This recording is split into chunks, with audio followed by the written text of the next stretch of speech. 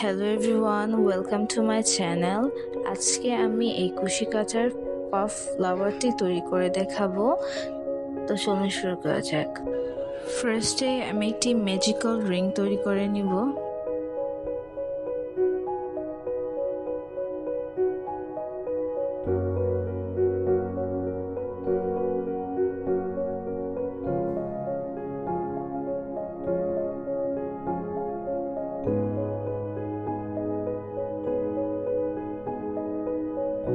Ring তৈরি করার পর রিংয়ের ভেতর দিয়ে সুতা আনতে হবে, এনে একটি প্যাচ দিব, তারপর হুকে থাকা সুতাগুলির মধ্য দিয়ে নিয়ে আসব। এভাবে আমাদের একটি সিঙ্গেল ক্রোশেট হয়ে গেল। একইভাবে আবার রিংয়ের ভেতর দিয়ে সুতা এনে সুতাটি একটি প্যাচ দিয়ে সুতাটি হুকে থাকা সুতাগুলির মধ্য দিয়ে নিয়ে আসবো। এভাবে আরও একটি সিঙ্গেল ক্রোশেট হয়ে গিয়েছে। এভাবে মোট 10টি সিঙ্গেল ক্রোশেট করতে হবে।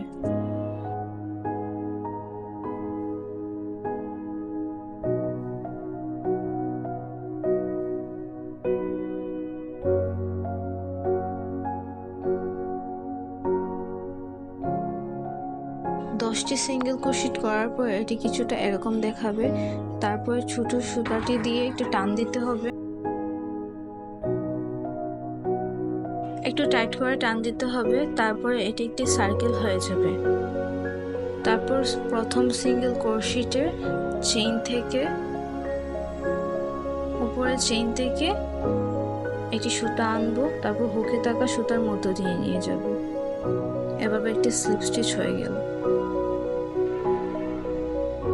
এটা একটি সার্কেল হয়ে গিয়েছে। এখন 4টি চেইন করতে হবে।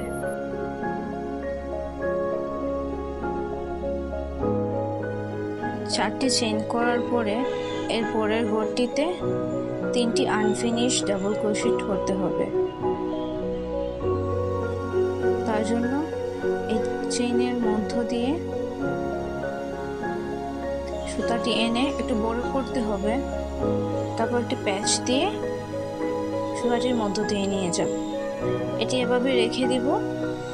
তারপরে আবারও একই ঘরের মধ্য দিয়ে সুতা আনবো, এনে একটি প্যাচ দিব এবং 2টি সুতা ছেড়ে দিব।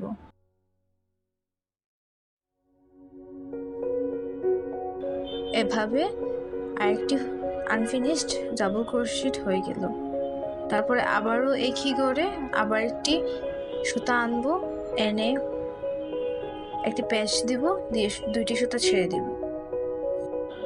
লক্ষ্য রাখতে হবে সুতাগুলো একটু বড়, একটু লম্বা রাখতে হবে এবং সবগুলো আনফিনিশড ডাবল ক্রোশেটের লম্বা একই থাকতে হবে। তারপরে পরের ঘরটিতে আবারও 3টি আনফিনিশড ডাবল ক্রোশ করব।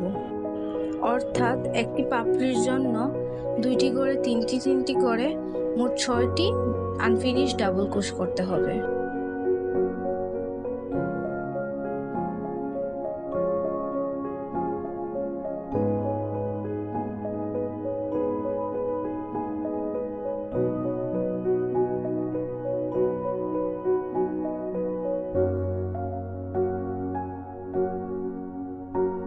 দুইটি করে 3টি আনফিনিশড ডাবল ক্রোশ করার পরে হুকে মোট 60টি সুতা থাকবে, আপনারা গণে নিতে পারেন।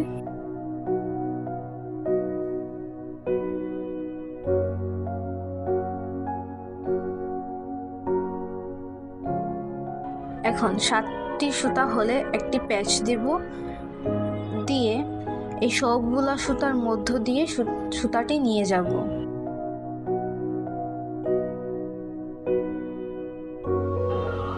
এখন 4টি চেইন করব।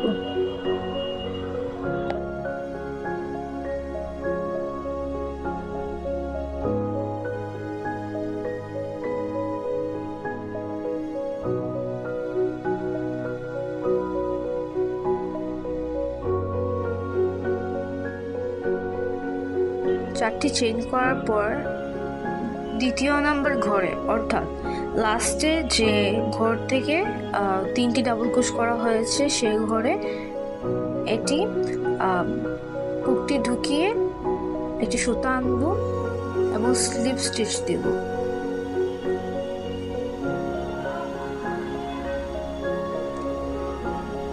এভাবে একটি স্লিপ স্টিচ দিব। তারপরে সুতাটি একটু অ্যাডজাস্ট করে একটু টাইট করে নেব। এভাবে আমাদের একটি পাপড়ি হয়ে গেল। তারপর এখান থেকে 4টি চেইন করব।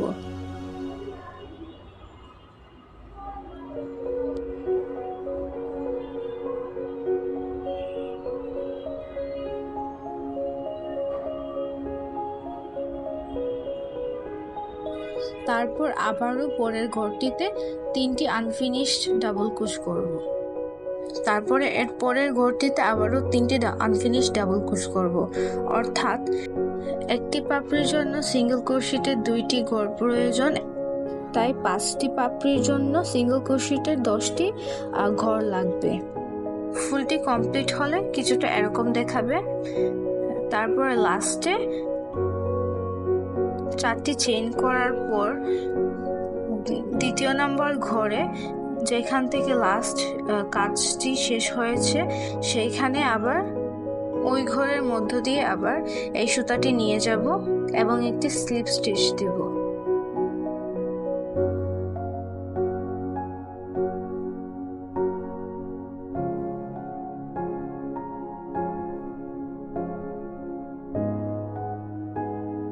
এভাবে একটি স্লিপ স্টিচ দিতে হবে। তারপরে সুতাটি একটু টাইট করে সুতাটি কেটে দেব।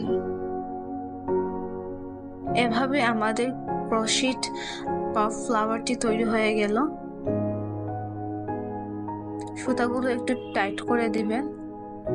তারপরে ফুলের পাপড়িগুলো একটু ঠিক করে নেবেন। ভিডিওটি ভালো লাগলে ভিডিওটিতে একটি লাইক দিবেন এবং নতুন নতুন আরো ভিডিওস পেতে সাবস্ক্রাইব করে পাশে থাকবেন। ধন্যবাদ সবাইকে।